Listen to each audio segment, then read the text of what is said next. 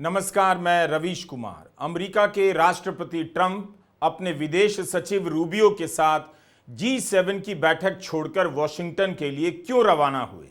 क्या डील होने के आसार हैं?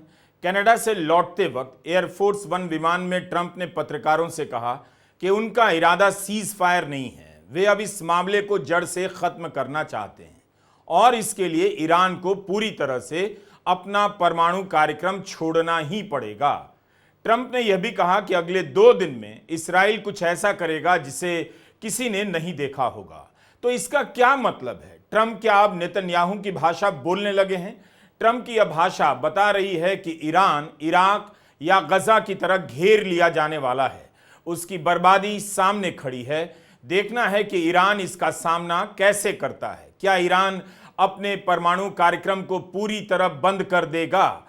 हम इस पर भी बात करेंगे। बहुत सारी कड़ियों को जोड़ते हुए इस वीडियो को तैयार किया है, जिससे आप ग्लोबल लीडरों के दोहरेपन को भी देख सकेंगे और ईरान की अपनी कमजोरी और क्षमता को भी, इस्राइल की जिद को भी। तो देखते जाइएगा। अब आते हैं उस सवाल पर कि ट्रंप पर भरोसा कर ईरान ने धोखा खाया या ईरान ने खुद को भी धोखा दिया है। कहा जा रहा है कि 40 साल से ईरान अमेरिका और इस्राइल को शत्रु बताता रहा, उनसे लड़ने के लिए जोशीले नारे लगाता रहा, रेटरिक का इस्तेमाल करता रहा, लेकिन अब पता चल रहा है कि उसके पास युद्ध की कोई तैयारी नहीं, केवल नारे ही लगाता रहा, धमकी देता रहा, दहाड़ता रहा। ईरान के पास मिसाइलें हैं, ईरान ने इनका प्रदर्शन भी खूब किया, लेकिन क्या इन मिसाइलों के दम पर ईरान लंबी लड़ाई लड़ सकता है? क्या ये काफी हैं? मीडिया में लिखा जा रहा है कि इन मिसाइलों को काबू में करते ही इस्राइल हावी हो जाएगा। इस्राइल ने दावा भी किया है कि ईरान की 1/3 मिसाइलें नष्ट कर दी गई हैं। ध्यान रहे, यह सब दावे हैं। अभी तक के हमले में दिख गया है कि ईरान के पास वायुसेना नहीं है, ईरान के पास आधुनिक फाइटर प्लेन भी नहीं है, टैंक नहीं है। कम से कम पश्चिमी मीडिया में ईरान को इसी तरह से पेश किया जा रहा है। अब तो इस्राइल दावा कर रहा है कि उसने तेहरान के एयर स्पेस को अपने नियंत्रण में ले लिया है, यानी अब तेहरान के आसमान में किसका जहाज उड़ेगा, फैसला इस्राइल का होगा और इसके बाद इस्राइल किसी को भी निशाना बना सकता है। ट्रंप कह रहे हैं तेहरान के लोग राजधानी छोड़ दें। ट्रंप तेहरान को खाली करने का आदेश दे रहे हैं। 1 करोड़ की आबादी वाले शहर को चले जाने के लिए कह रहे हैं। इसी तरह के आदेश इस्राइल गजा में दिया करता था। इस्राइल की सेना नोटिस जारी कर देती थी कि गजा का यह मोहल्ला खाली किया जाना है और उसके बाद बमबारी कर उस इलाके को तबाह कर देती थी। नागरिकों को चेतावनी देने के नाम पर केवल यह घोषणा कर दी जाती थी, मगर उसके बाद भी हमले में नागरिकों की ही हत्या की गई। यहां से वहां लोगों को भटकाया गया, अपने ही शहर में शरणार्थी बना दिया गया। तो अब यहां से ट्रंप और नेतन्याहू की बोली और नीति को भी देखिए, ईरान की दहाड़ और उसकी कमजोरी को भी।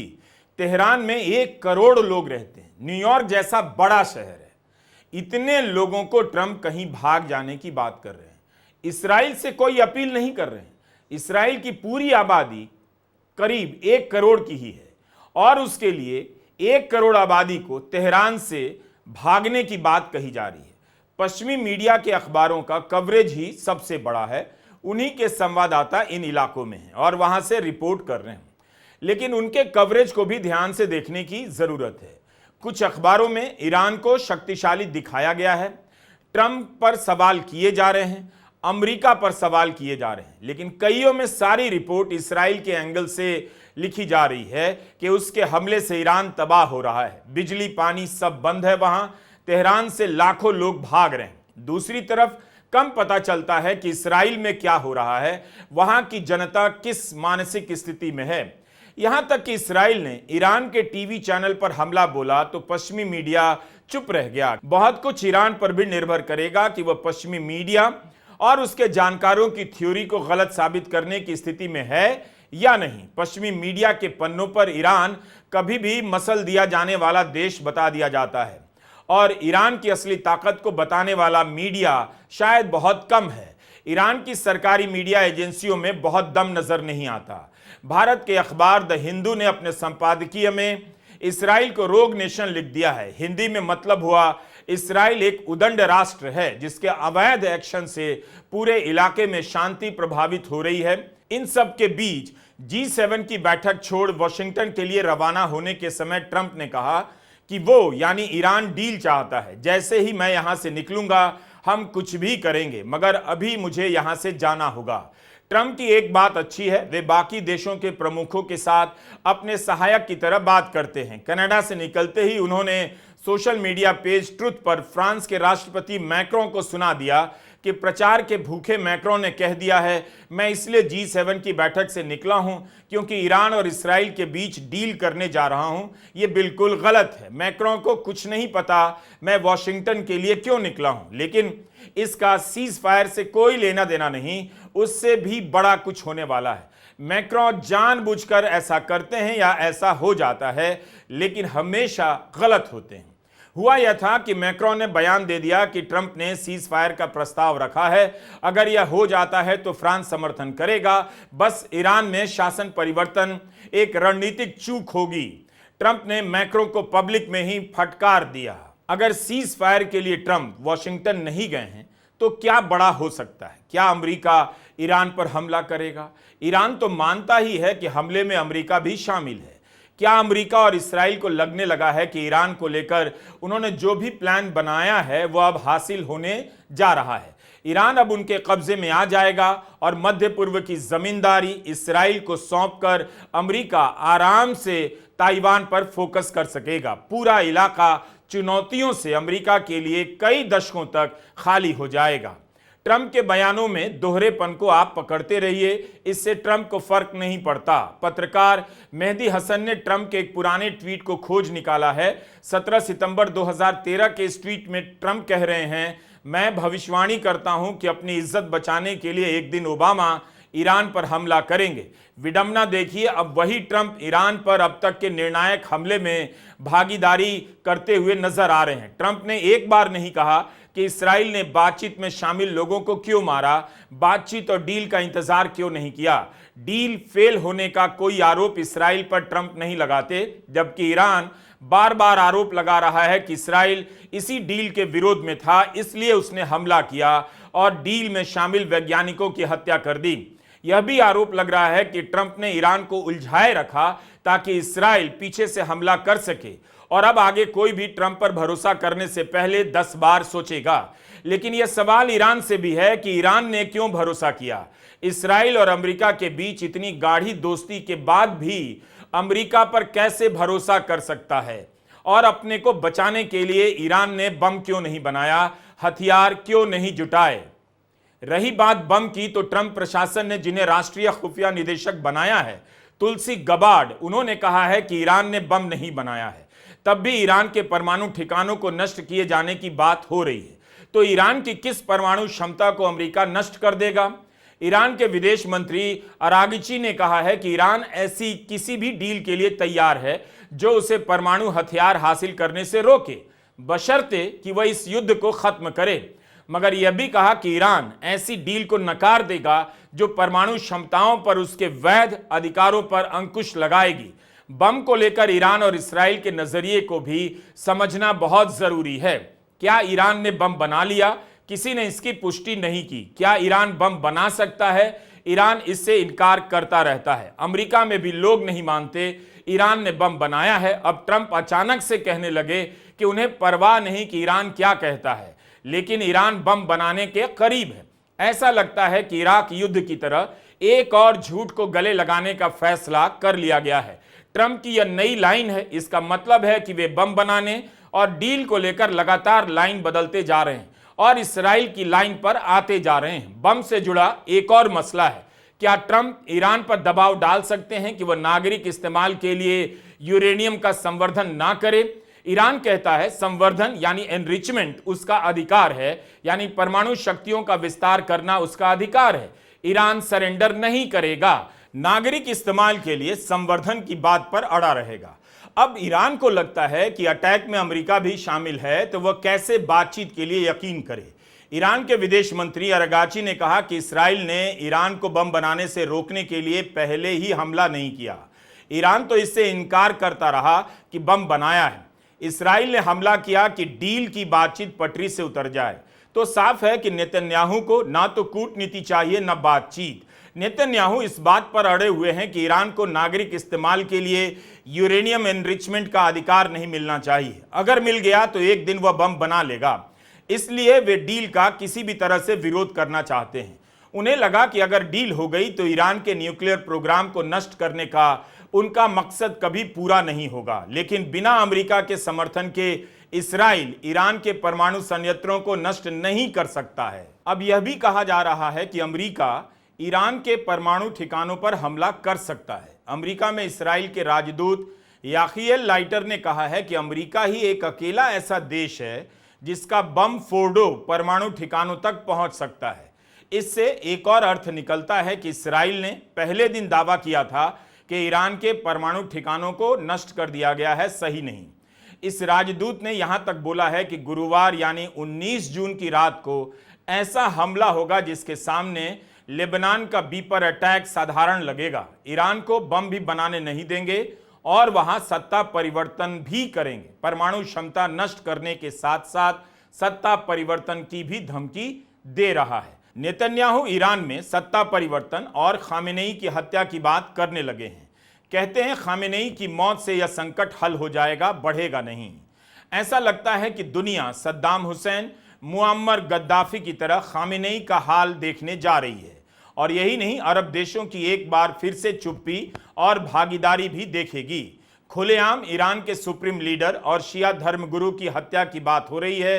एक देश के प्रधानमंत्री कर रहे हैं। ईरान ने उम्मत बनाने की कोशिश की, शिया सुन्नी को एकजुट करने के नारे लगाए, लेकिन आज उसके साथ मुस्लिम देश भी नहीं नजर आते हैं। हाल के वर्षों में ईरान के पूर्व शाह मोहम्मद रजा पहलवी के बेटे से नेतन्याहू मिल चुके हैं। 2023 में दोनों की मुलाकात हुई है। वॉशिंगटन शहर के पास रहने वाले शाह के बेटे ने बयान जारी करते हुए खामेनेई पर ईरान को युद्ध में खींचने का आरोप लगाया है। कहा है कि ईरान की सरकार कमजोर है और बिखरी हुई है। उन्होंने कहा कि यह सरकार गिर सकती है। मैं अपने साथियों से कहना चाहता हूं, ईरान आपका है और आपको वापस लेना होगा। मैं आपके साथ हूं, मजबूती से बने रहिए, हम जीतेंगे। मैंने सेना, पुलिस और सुरक्षा बलों से कहा है कि रिजीम को तोड़ दीजिए। अंतर्राष्ट्रीय समुदाय से कहता हूं, इस मरते हुए आतंकी रिजीम को फिर से कोई लाइफ लाइन मत दीजिए। अमेरिका में बैठकर पूर्व शाह के बेटे ने कहा है कि सेना को विरोध कर देना चाहिए। इसे लेकर गेस करने की भी जरूरत नहीं कि सत्ता परिवर्तन की योजना में अमेरिका भी शामिल है। इस्राइल का आत्मरक्षा का अधिकार गजब का अधिकार है। इस आत्मरक्षा के अधिकार में अपने आप यह भी शामिल हो जाता है कि इस्राइल के पड़ोस में जो भी सरकारें होंगी वो इस्राइल की मर्जी के हिसाब से होंगी। किस कानून से यह आत्मरक्षा का अधिकार होता है? अतिक्रमण का अधिकार ना माना जाए। जब दुनिया में विवेक समाप्त हो जाता है तब अतिक्रमण को आत्मरक्षा का अधिकार घोषित किया जा सकता है। इस्राइल इस अधिकार के आधार पर ईरान से लेकर खाड़ी के तमाम देशों में ऐसी सरकारों की स्थापना चाहता है जो उसके हित के लिए काम करें। खाड़ी के कई देशों में अमेरिका और इस्राइल समर्थक सरकारों की स्थापना हो चुकी है और उनके साथ दूसरे कई तरह के करार भी हुए हैं। इस्राइल ने अपने पक्ष में मोड़ा है। ईरान में भी ऐसी सरकार स्थापित करने की कोशिश है जो अमेरिका की भाषा बोले, सस्ते में तेल की डील करे, सस्ते में बेचे, अर्थव्यवस्था खोल दे, तेल के मैदान खोल दे। अमेरिका पूरी तरह से ईरान के संसाधनों को हथिया ले।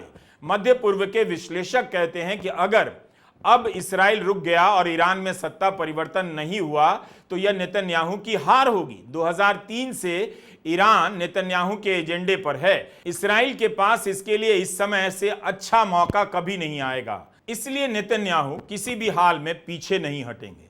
ट्रंप को इस लड़ाई में उतरना ही पड़ेगा। उनके पास युद्ध से बेहतर रास्ता यही है कि किसी तरह ईरान पर दबाव डालकर सीज फायर कराएं, क्योंकि अगर वे युद्ध में उतरेंगे तो अमेरिका यहां फंसेगा और ताइवान में चीन के लिए एक मौका बन सकता है। अमेरिका और चीन की लड़ाई का एक और पहलू है। दोनों आपस में भिड़ तो जाते हैं, लेकिन अमेरिका जब मध्य पूर्व में लड़ने जाता है वहां चीन पर्दे के पीछे हो जाता है। क्या चीन ईरान की मदद करेगा? चीन ने इस्राइल की निंदा की है, लेकिन निंदा तो सऊदी और कतर ने भी की है। क्या किसी को इस मामले में चीन की कोई भी भूमिका दिख रही है? जिस तरह से पाकिस्तान चीन के विमानों की मदद से भारत से लड़ रहा था, क्या पश्चिमी मीडिया में आपने कहीं भी पढ़ा है कि चीनी विमान ईरान के पास भी हैं? अभी तक के हालात से नहीं लगता कि चीन ने ईरान की बहुत ज्यादा मदद की है। तब फिर ईरान चीन चीन क्यों कर रहा था? ईरान को चीन ने क्या मदद दी? अगर दी होती तो ईरान मजबूत नजर आता और ट्रंप चीन का नाम भी लेते। चीन का भौकाल सुनते रहते हैं, लेकिन ऐसे वक्त में चीन चुपचाप किनारे खड़ा नजर आता है। उसके भरोसे किसी ने सीना ताना तो धोखा ही खाएगा। चीन कभी ईरान के लिए मैदान में नहीं आएगा। उसका हित इतना ही है कि ईरान स्ट्रेट ऑफ होर्मुज को बंद ना करे, जिससे उसके माल की सप्लाई दुनिया भर में होती है। ऐसा कर दिया तो दुनिया भर में तेल की बिक्री पर भी भारी असर पड़ेगा, तेल महंगे हो जाएंगे। अब देखना है कि ईरान चीन के दबाव में आता है या नहीं। G7 से जैसी उम्मीद की जा रही है उसी पर खरा उतरा। जो साझा बयान जारी हुआ है उससे साफ है G7 के देश शांति और संयम बनाए रखने का बयान देकर ढकोसला कर रहे हैं। G7 के बयान को पढ़कर पता चल जाता है कि इस दुनिया में केवल दो ही जी हैं, एक अमेरिका जी और दूसरा इस्राइल जी। बाकी सब जी करने के लिए हैं। G7 के बयान की भाषा पर आपको गौर करना चाहिए। लिखा है, हम G7 के नेता मध्य पूर्व में स्थिरता और शांति के प्रति अपनी प्रतिबद्धता दोहराते हैं। इस संदर्भ में हम ये कहना चाहते हैं कि इस्राइल के पास अपनी आत्मरक्षा का अधिकार है। हम इस्राइल की सुरक्षा के प्रति अपना समर्थन दोहराते हैं। हम नागरिकों की सुरक्षा के महत्व को भी दोहराते हैं। आतंक और क्षेत्रीय अस्थिरता का मूल स्रोत ईरान है। हम इसे लेकर लगातार स्पष्ट रहे हैं कि ईरान के पास कभी भी परमाणु हथियार नहीं हो सकता है, लेकिन ट्रंप तो कह रहे हैं कभी भी बना सकता है। इस बयान में एक लाइन यह भी जोड़ दिया गया है कि गजा में सीज फायर हो। फालतू का पन्ना भरते रहते हैं। 20 महीनों से गजा में बमबारी जारी है, लोग मारे जा रहे हैं, सीज फायर की बात की जा रही है। इस्राइल गजा पर सीज फायर क्यों करेगा?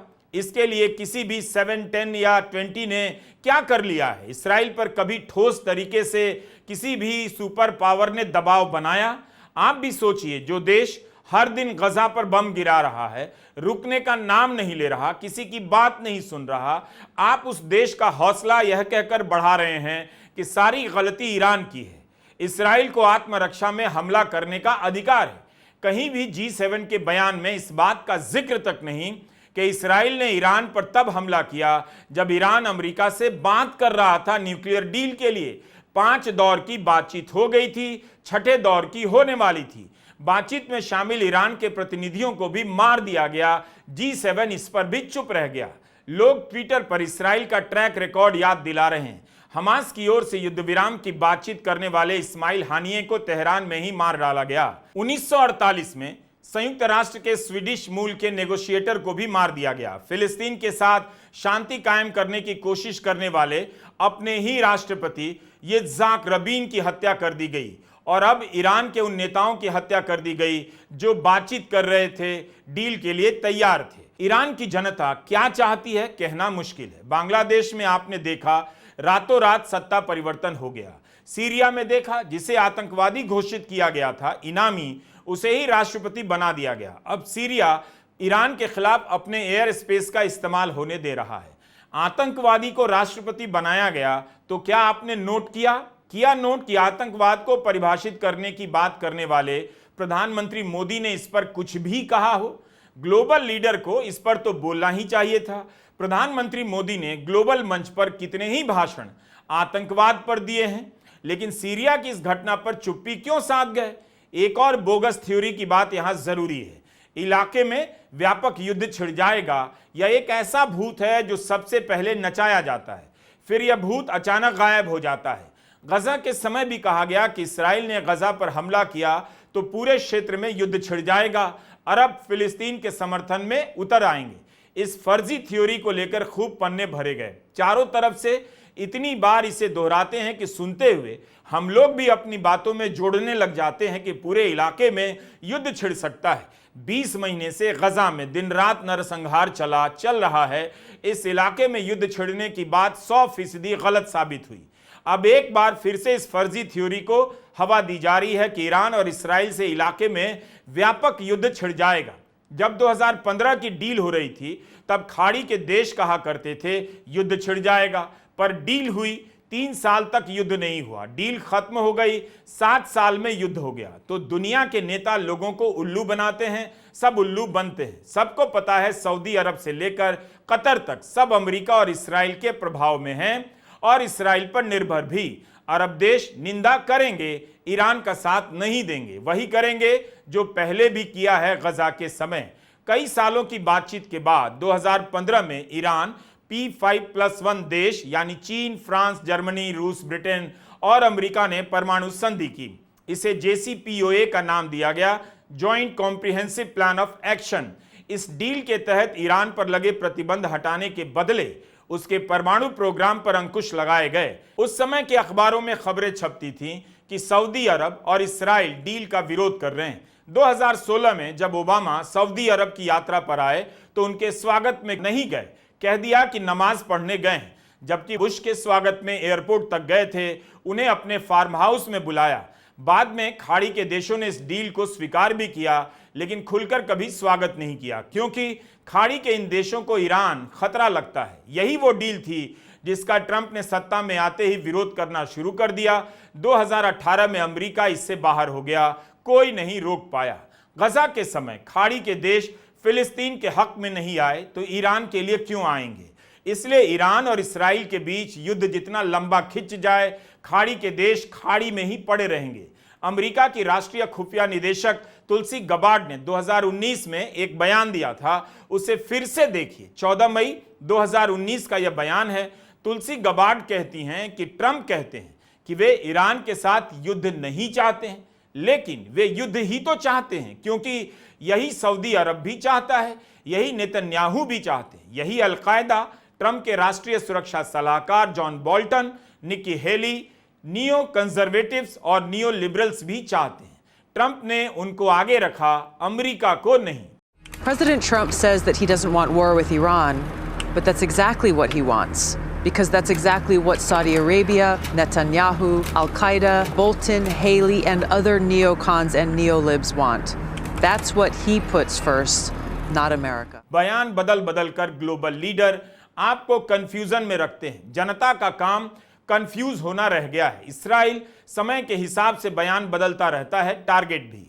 पहले ईरान की सैन्य शक्तियों को खत्म करने की बातें किया करता था, फिर कहने लगा परमाणु क्षमताओं को खत्म करना चाहते हैं, और अब सत्ता परिवर्तन की भी बात कर रहा है। ईरान के सुप्रीम लीडर अयातुल्लाह खामेनेई ने अरब देशों से अपील की है कि वे इस्राइल को सीज फायर के लिए अमेरिका पर दबाव डालें। अमेरिका ने इस्राइल को अरबों रुपए के हथियार दिए, मगर उनके इस्तेमाल पर किसी तरह का प्रतिबंध नहीं लगाया।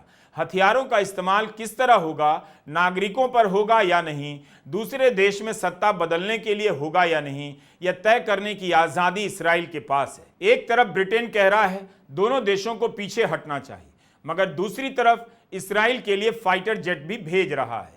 ईरान अलग थलग पड़ चुका है, भौगोलिक रूप से भी घिरा हुआ है। अकेले दम पर उसने अपनी ताकत का कितना विकास किया है, अब उसी का इम्तहान देखना बाकी है। ईरान की हार इस पूरे इलाके के लिए आखिरी शर्मनाक घटना होगी। उसके बाद खाड़ी के देश रॉक कंसर्ट कराने लायक ही बच जाएंगे। इस्राइल मध्य पूर्व का नया बॉस है, बन भी गया है। ईरान ने भी अपने आप को अरब देशों से काफी अलग किया है। उसके पास सभ्यता की अतीत का शानदार गौरव था और है। 1979 की क्रांति के बाद धार्मिक पहचान से भी लैस हो गया। इसके मॉडल में खाड़ी के देशों से अलग मतदान के जरिए सरकार चुनने का अधिकार भी शामिल था। यहां से ईरान अपने आप को सुप्रीम समझने लगा होगा। ईरान में मतदान का होना खाड़ी के राजवंशों को रास भी नहीं आया होगा। क्या इस कारण खाड़ी के देश ईरान से दूर हुए? धार्मिक सत्ता होने के कारण ईरान को एक दुश्मन की जरूरत थी। बिना दुश्मन के धर्म की राजनीति नहीं होती। जहां भी धर्म की राजनीति होती है वहां पड़ोस से, देश के बाहर से दुश्मन बनाया जाता है। ईरान ने इस्राइल को दुश्मन के रूप में गढ़ा और इस्राइल को भी इससे मौका मिल गया। 80 के दशक से ही इस्राइल के खिलाफ ईरान में खूब प्रचार हुआ, बयान दिए गए, हॉलोकॉस्ट को नकारा गया। वैचारिक लड़ाई से आगे बढ़कर ईरान ने 80 के दशक में हिजबुल्लाह को खड़ा किया और हूथी को भी। इन संगठनों के जरिए ईरान अलग अलग देशों में लड़ता रहा, लेकिन ईरान की ये प्रॉक्सी शक्तियां अब कमजोर पड़ चुकी हैं। इसराइल ने हिजबुल्लाह के नेताओं को मारा तो कई महीने बाद भी हिजबुल्लाह खड़ा नहीं हो सका है। इसका मतलब है कि ईरान में अब प्रॉक्सी को ताकत देने की, खड़ा करने की क्षमता नहीं बची है और इस बार की लड़ाई में दिख भी गया। दुनिया की 20 बड़ी सेनाओं में से एक ईरान की है। ईरान ने मिसाइल क्षमता का नया रूप पेश तो किया है, लेकिन सवाल उठता है कि ईरान कब तक इसके सहारे टिक पाएगा। 9 करोड़ की आबादी वाले देश को मिटा देना आसान नहीं, यह भी नहीं भूलना चाहिए। गजा की आबादी 20 लाख बताई जाती रही। 2 साल से इसराइल दिन रात बम गिराता रहा, तब भी वहां के लोग लड़ते ही रहे। बम से भी, भूख से भी, बीमारियों से भी हीरो की तरह लड़ रहे हैं। इसराइल को 2 साल लग गए, तब भी गजा पर पूरी तरह से नियंत्रण नहीं कर पाया है। भले ही मार रहा है, बेबस लोगों पर, निहत्थे लोगों पर हथियार बम गिरा रहा है, किसी का लेकिन दिल नहीं जीत पाया। ईरान में कैसे लोगों का दिल जीत लेगा? किस हक से बात कर रहा है कि वहां के लोगों को नई सरकार मिलनी चाहिए, रिजीम चेंज होना चाहिए। नमस्कार, मैं रवीश कुमार।